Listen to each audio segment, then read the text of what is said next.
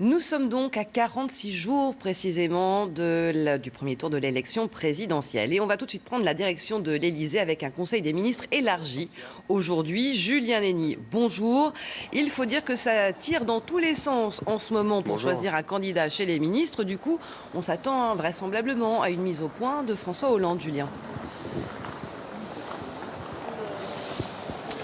Oui Isabelle, effectivement, François Hollande a réuni ce matin son gouvernement au grand complet, si suffisamment rare pour être souligné, puisqu'habituellement ça arrive seulement 2 fois par an, aux rentrées de janvier et de septembre. Mais là, François Hollande, à 46 jours de l'élection présidentielle, vous l'avez dit Isabelle, François Hollande veut faire une mise au point, veut mettre en garde ses ministres et réunit donc au grand complet contre le risque d'une dispersion. Il sait bien, le président de la République, que plusieurs de ses ministres, et pas des moindres, notamment Jean-Yves Le Drian, Ségolène Royal, Patrick Kanner ou encore Stéphane Le Foll, sont tentés par la candidature d'Emmanuel Macron, sont tentés de rejoindre le candidat d'En Marche, même s'il n'y aura pas de consigne de vote, nous dit-on dans l'entourage du chef de l'État. Eh bien, il y a un message clair: restez groupés, restez unis, ne vous dispersez pas et surtout travaillez jusqu'au bout. Cette précision est faite parce que François Hollande a aussi une inquiétude, il la répète dans plusieurs médias, notamment cette semaine dans une interview au quotidien Le Monde. François Hollande s'inquiète d'un risque d'une accession de Marine Le Pen au pouvoir en mai prochain et du coup, il compte bien dire